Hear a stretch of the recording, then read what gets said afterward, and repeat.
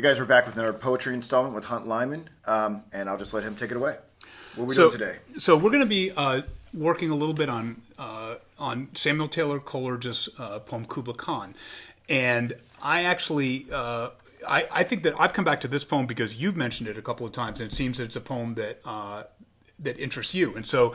Do you have any knowledge of this poem? Do you have any background in this poem? Do you know anything about this poem? It's not so much the poem interests me; it's the person. It's the poet. Okay. Coleridge is someone that I see as being somewhat influential in a lot of philosophers, a lot of political thinkers, and a lot of artists and musicians. A lot of people reference him. So I'm kind of curious, like what his poetical ripple effect is within the wider intellectual culture. So that's why I was sort of encouraging you when you selected.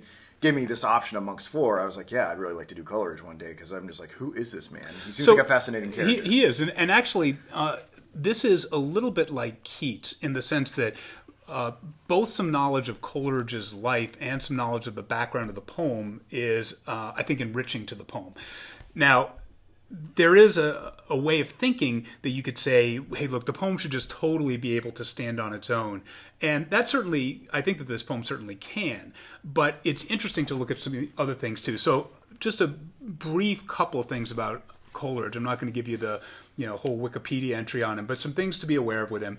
With William Wordsworth, he published a book called Lyrical Ballads that really is generally accepted as the beginning of Romanticism. They collaborated. That's awesome. They wrote. They not so much that they wrote the poems together. They wrote poems separately. But the poetry emerged from long periods of walking and talking together, sort of a philosophy of poetry that really has become what most people, when they think of poetry now, they think of it as lyrics. But it didn't used to be lyric poetry, and certainly the idea that a poem should be a first-person reflection on personal experience. That sort of assumption really was not what people were writing about before lyrical ballads. Poetry tended to be a lot more preachy, a lot more didactic, like lessons, not so much just about your own feelings and emotions. So Wordsworth and Coleridge published this poem together, and Wordsworth probably came out ultimately as time went on. I think Wordsworth became a grand, accepted old man of British poetry, whereas Coleridge went very much to the outskirts of intellectual life for a number of reasons I'll get into in a minute. But actually, in Lyrical Ballads, the really spectacular poem, the one that I think was really drew most people's attention, was Rime of the Ancient Mariner, which is a very long poem. It's a ballad. It's written in ballad form. And it is just extraordinary. I mean, it's an amazing, amazing poem. It's too long to do as one here because it's written in, I think, 7 books, and it would take a long time just to read it, just to go through it. But it is unbelievably fascinating, and I'm actually going to tell you a little bit about it just because it relates to Coleridge and some things that happened to him. So the story of the Rime of the Ancient Mariner is, it's actually got multiple speakers. And one speaker is a guy who's going to a wedding. And he's interrupted as he's on his way to the wedding by this kind of grisly old sailor who's sitting outside. And he kind of grabs him and tells him this story. And he tries to sort of shake him off. He's like, come on, the wedding service started. I have to get there. And he's like, no. And he holds him. And the line is actually, he holds him with his glittering eye. So there's this sense of the hypnotic powers of speech. And at the end of that poem, The Rime of the Ancient Mariner, the Ancient Mariner talks about how he has strange powers of speech. And when he meets somebody, he knows who he has to tell the story to. This is a story of this voyage through ice fields, and I won't get into any more of the plot of it. But I think what I want to emphasize about this is that just like the Ancient Mariner, who ended up in sort of this homeless situation where he still retained this kind of hypnotic power, that's kind of what happened to Coleridge too. See, because Coleridge had a number of problems. He's always affected with ill health. He was sort of cursed with a very unhappy marriage that was kind of thrown together when he was invested in this sort of wacky plot to move to Pennsylvania, the wilds of Pennsylvania, and set up a utopian society. He had to get married for that, and then the plan fell through, but he still had his wife. He didn't really get along with her.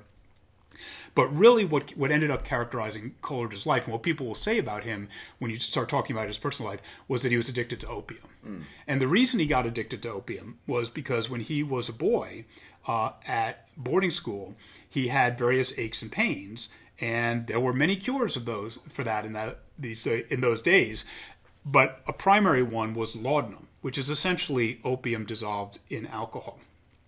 And by the time Coleridge realized what was going on, he was addicted, and he remained addicted throughout his life. And his opium addiction eventually led to, well, I don't know if that's really what led to the breakup of his marriage, but he ended up being sort of a homeless person, moving around from place to place. But he also, at that time, got very invested in Shakespeare and in the German philosophers. And he would give these lectures on the lecture circuit. And even when things in his life were falling apart, his lectures were often pretty disorganized. He really had trouble getting organized enough to... But there was evidently something just mesmerizing about him when he would appear to speak. And so he did sort of end up being the Ancient Mariner in some ways. And he really introduced Shakespeare. Many things like Hamlet was not a popular play at the time. He kind of revived it.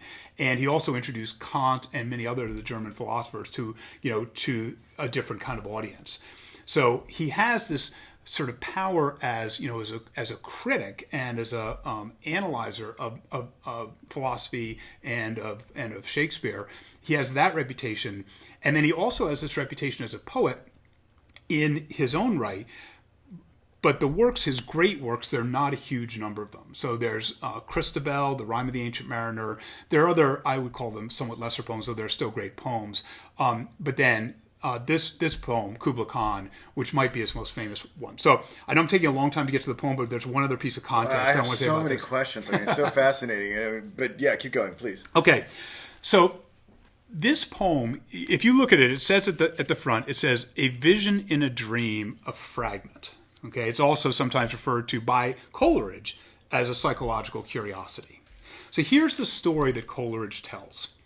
Coleridge tells the story that he was reading about Kubla Khan, the grandson of Genghis Khan, who set up essentially a summer residence, a palace. And while he was reading this in a book, he fell into a dream. Now, the reason behind this takes a little unpacking. He had taken a double dose of laudanum by mistake. He had doubled up on it. And so essentially what happened to Coleridge, according to his story, is that he had this extended and incredibly powerful hallucination. He said that he had several hours in which the forms of things came in front of him as though they were real things. And he woke up having composed 200 to 300 lines of a poem in his mind that he definitely had. And so he sat down and he started to write the poem, essentially transcribing from his drug-induced hallucination. Then, while he was writing, there was a person from Porlock, a nearby town, who came by and knocked on his door and said that there was something he needed to do in town. And he said, I'm in the middle of composing something. I need to... This person was real. I'll get to this. Sure. Okay. But yes, according to Coleridge, this person was real.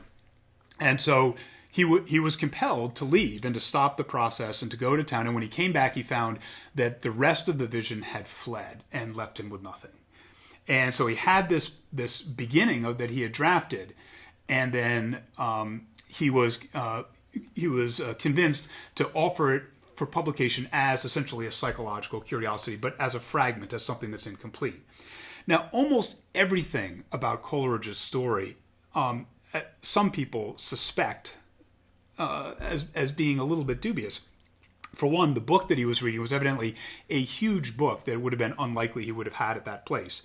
The whole idea of this mysterious unnamed person from Porlock seems maybe a little convenient, and that there was maybe something else going on there, But of course, it plays into so much of the romantic sensibility. First of all, and this is sort of the wonder and the terror of teaching this poem to high school kids, is you're always afraid the kids are going to say, "Oh, I'm going to take a whole bunch of drugs and then I can write something like Kubla Khan," right? Yeah. Because it's so appealing to that that sense of what drugs do to you. Well, I would couch it in terms of if Coleridge was actually doing that, I would say he succeeded in spite of the hallucinogens, of the drugs or whatever, because this is not a normal ability. This is genius hampered in some way. Right, but it is the romantic fantasy. It's very much a romantic fantasy. Like if you could just get properly drunk or properly stoned, you could come out with the perfect work of art. Right. The other thing about it is just like with Keats, we talk about the romantic ideal of your reach should always exceed your grasp. Right. Keats died so young. What would he have written if he had been able to continue? With this poem, there's the sense of it is this fantastic poem already. How much better would it have been if he'd been able to write the whole thing, that unfortunately got snatched out of his grasp. So it has that sense to it. And also the whole idea of the person from Porlock, who I don't know exactly what the reference is here, but I know that person appears in Lolita. As there's a whole riff that he does with this idea of the person from Porlock. I believe the person from Porlock has a Facebook page, so I'll have to check it out. The person from Porlock now has come into our culture as the thing that interrupts works of genius. And then here's the other thing about this poem that is both fascinating and strangely inviting about it. Because according to Coleridge's story, if you buy his story, this was a psychological curiosity, right, and nothing more. The whole question about, well, how do we get meaning from it? I mean, is it even appropriate to be looking to get meaning from this poem? Because it's a drug-induced hallucination. Like, it doesn't make sense in any kind of a rational, linear way. But you can just say, well, that's because, it was written, under these circumstances. It's a psychological curiosity. It doesn't necessarily have to make sense. Of course, that doesn't stop lots of people from reading all sorts of senses into it. But ultimately, what you can do with the poem is just sort of take pleasure in the power of its imagery and the extraordinary power of its language. Yeah. Because it's an amazing, amazing poem. And even if you have no idea what it says and what it means, just the music of the language itself is pretty amazing. Well, something I have so many questions here. The first, and let me see if I can enumerate these, and maybe they're intertwined in some way. The first is, do you actually buy that he was able to compose such works of genius while in the grips of hallucinations? Or is that part of a convenient story as well to sort of increase the mythology of the person? And I'm sure there's scholarly dispute over that. Right. I'm sure it's not uncontroversial. And the second would be, if we're talking about sort of peeling off the phenomenological layer of things, you mentioned that he read Kant pretty extensively or something like that. In what he's trying to portray in this poem, do some readers sort of think that he was maybe got a glimpse of this numerological realm of things in and of themselves? Is that what he's trying to articulate? Compatible with Kant? Let's take a look at the poem. Sure. But I'll say in answer to your first question, that's an answer to the second. In answer to the first question, I buy the whole thing. I buy it hook, line, and sinker. Yeah. But partly that's because usually when I'm engaged with this poem, I'm teaching it, and it makes it so much better. Yeah. I don't even really care very much if it's true. If in fact the story of the context of it is part of the artistic creation, he did a really good job with that too, because it does make it so compelling. I think the whole idea. But let's take a look at what's here. Okay, so it's written in 3 stanzas. Every stanza is really quite different, and so I like to do the whole thing together, but at the end. But let's take a look at stanza by stanza. I think this will make some sense. So Kubla Khan, or Vision in a Dream, a fragment.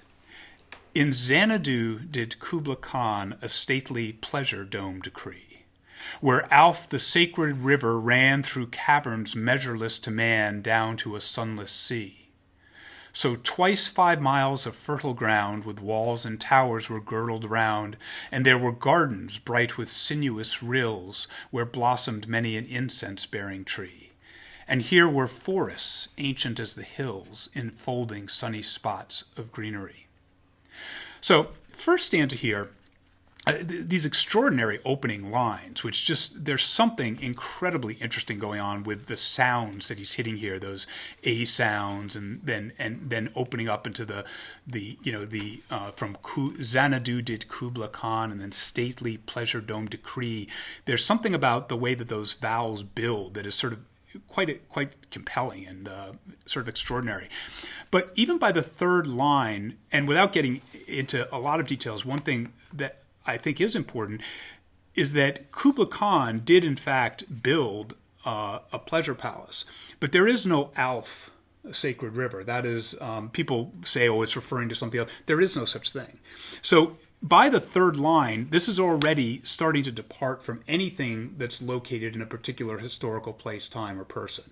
It's instead becoming an invitation for creating something through the imagination. Okay?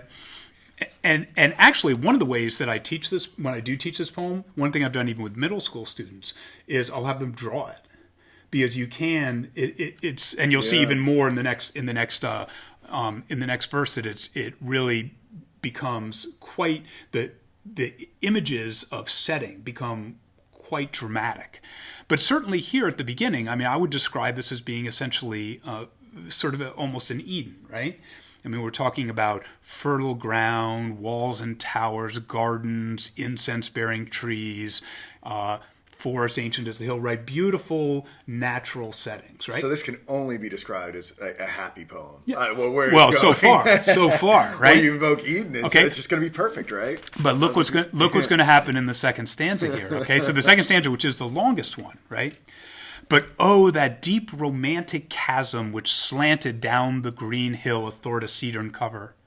A savage place, as holy and enchanted as ere beneath a waning moon was haunted by woman wailing for her demon lover.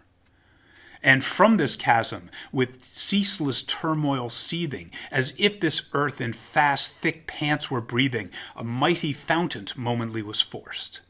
Amid whose swift, half-intermitted burst, huge fragments vaulted like rebounding hail or chaffy grain beneath the thresher's flail. And mid these dancing rocks for once and ever, it flung up momently the sacred river. 5 miles, meandering with a mazy motion through wood and dale, the sacred river ran, then reached the caverns measureless to man and sank in tumult to a lifeless ocean. And mid this tumult, Kubla heard from far ancestral voices prophesizing war. The shadow of the dome of pleasure floated midway on the waves, where was heard the mingled measure from the fountains and the caves. It was a miracle of rare device, a sunny pleasure dome with caves of ice.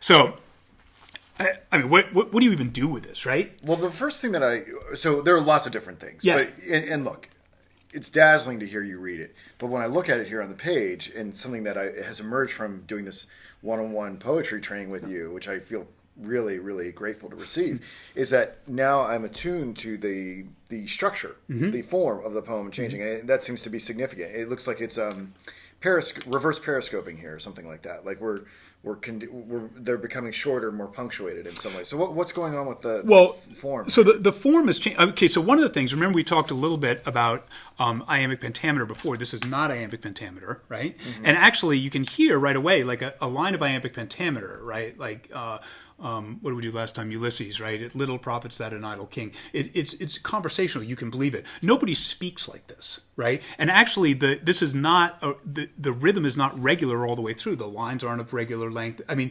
it's definitely it is following metrical structures, but those metrical structures are changing. Okay, and it doesn't sound like the way it sounds like magical language, right? In Xanadu did Kubla Khan a stately pleasure dome decree. I mean, the verbs coming at the end, everything about this poem is playing with language in different ways, and with the sounds and the rhythms of it. But in the second stanza, what strikes me most is the change in setting and the way that the things he describes. So what do you have here? You have a river that then goes underground, right? And as it goes underground, it becomes part of this incredible cave system where it seems there's kind of volcanic activity going on, right? Like geysers coming up and rocks being thrown up within these geysers. A chasm with ceaseless turmoil seething. Then you also have things like you have this reference to, a woman wailing for her demon lover, beneath the waning moon. You have, amid the tumult of what's going on, you have ancestral voices prophesizing war. Now, I really actually sort of feel, Keats has this thing he called negative capability. I don't think I mentioned it before when we were talking about Keats.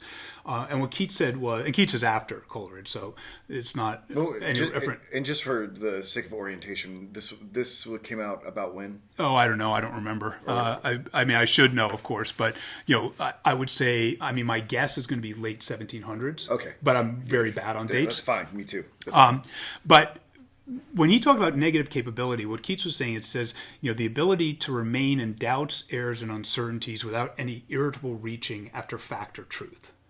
So, in other words, what he's saying in this idea of negative capability is that if something makes sense, if something is beautiful, if something works, you don't always have to be able to figure it out, and to categorize it and to make it make rational sense.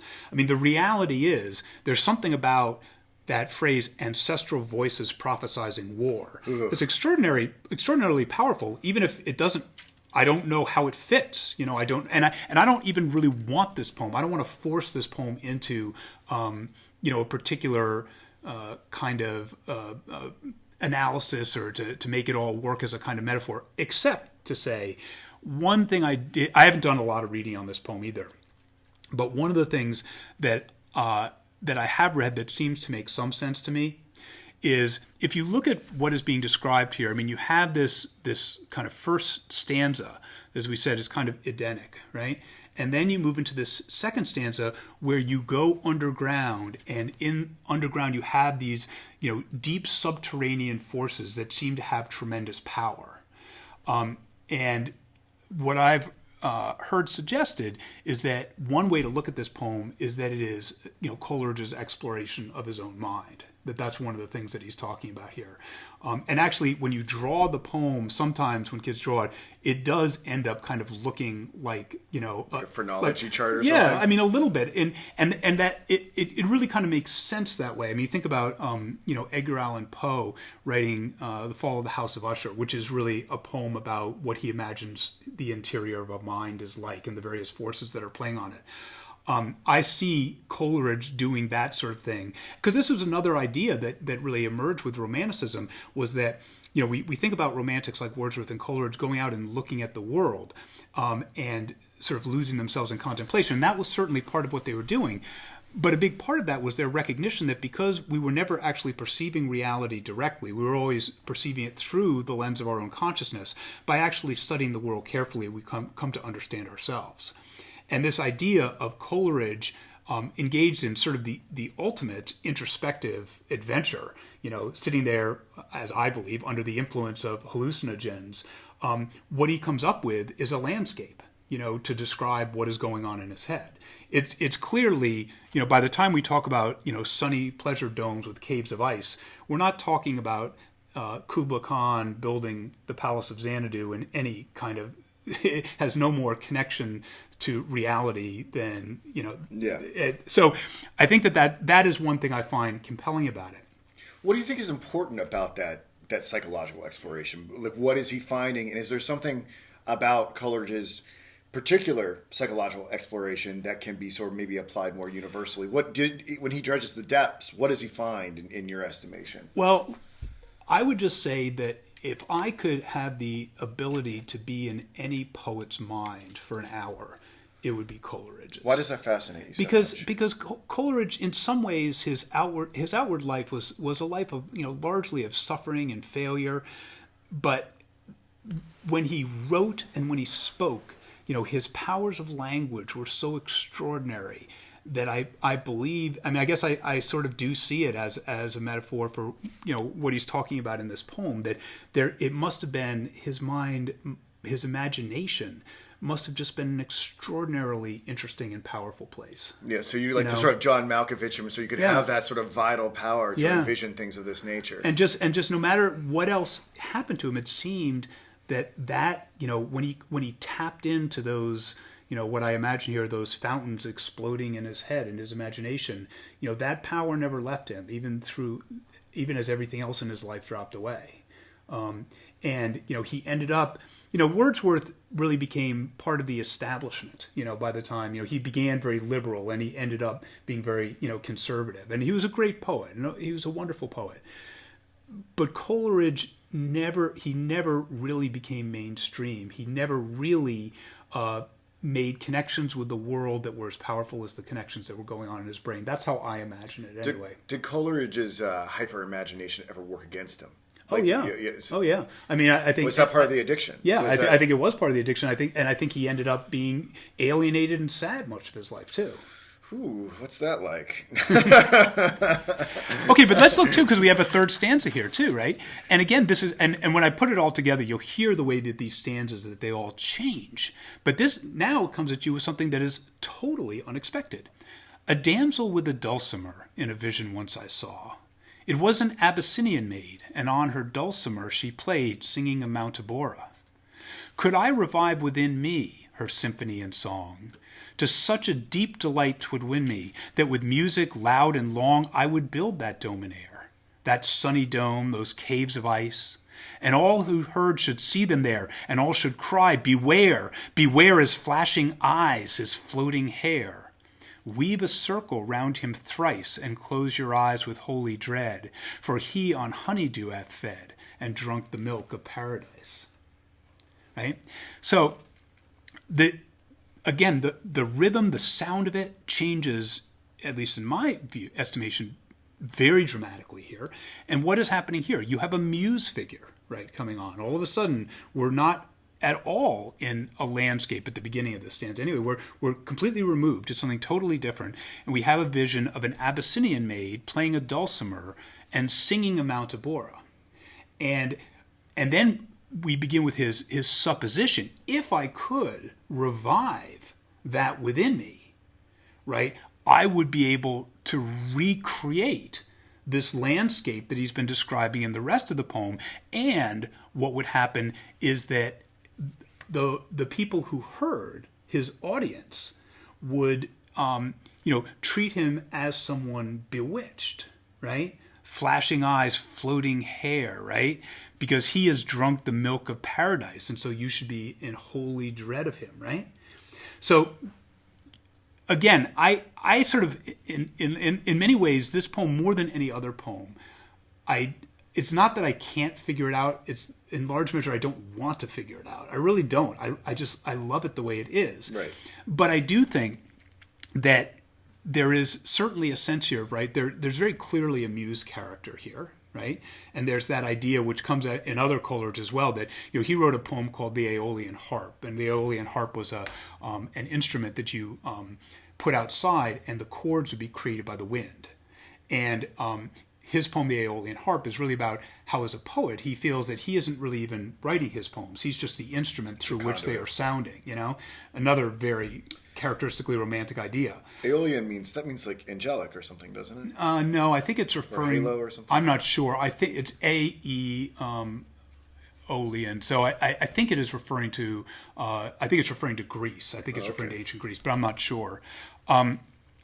But this idea that, okay, so there is this muse figure, and that this woman, this muse figure, would be the source of what he would like to be able to get to, and that would then enable him to rebuild this landscape. But that also there's this sense of that you are, in order to create in this way, you are bewitched. You are hexed in some ways. You were removed from society. And again, you think about Coleridge's alienation, what happened to him in his life. It's hard not to read some of this as paying a price for achieving, for scaling the heights of imagination in the way in which he did. So So let me do the whole thing once, if I can, for you, and we'll see if we have anything else to say. And we might not after that. I'm not sure. Well, I still have that lingering second question about about how philosophy influenced this poem, if at all, or if that would require scrutinizing it to a degree that you're uncomfortable with. No. I don't think historically. I need to look at it. I don't believe that when he composed this poem that he was at that time familiar or very familiar with the German philosophy that he came to know better later. Yeah. I mean, if he's writing this at the end of the 1700s, I think again, Kant. Clear, yeah, I think. Sure. Yeah, I'm trying to think. I'm not sure exactly when Kant stuff was being popularized, but I believe it was like in the 1780s, like the late 1780s. But don't quote me on that. I also just think it's later in Coleridge's career that became something that he was focused on. I think this is a relatively early poem. I see. Okay, cool. All right, so yeah, let's have you do a recitation. I think that'll probably do it. Okay. Kubla Khan by Samuel Taylor Coleridge. In Xanadu did Kubla Khan a stately pleasure dome decree, where out the sacred river ran through caverns measureless to man down to a sunless sea. So twice 5 miles of fertile ground with walls and towers were girdled round, and there were gardens bright with sinuous rills where blossomed many an incense-bearing tree. And here were forests ancient as the hills, enfolding sunny spots of greenery. But oh, that deep romantic chasm which slanted down the green woods athwart a cedarn cover, a savage place, as holy and enchanted as ere beneath the waning moon was haunted by woman wailing for her demon lover. And from this chasm with ceaseless turmoil seething, as if the earth in fast thick pants were breathing, a mighty fountain momently was forced, amid whose swift half-intermitted bursts huge fragments vaulted like rebounding hail or chaffy grain beneath the thresher's flail. And mid these dancing rocks for once and ever was flung up momently the sacred river, 5 miles meandering with a mazy motion through wood and dale the sacred river ran, then reached the caverns measureless to man and sank in tumult to a lifeless ocean.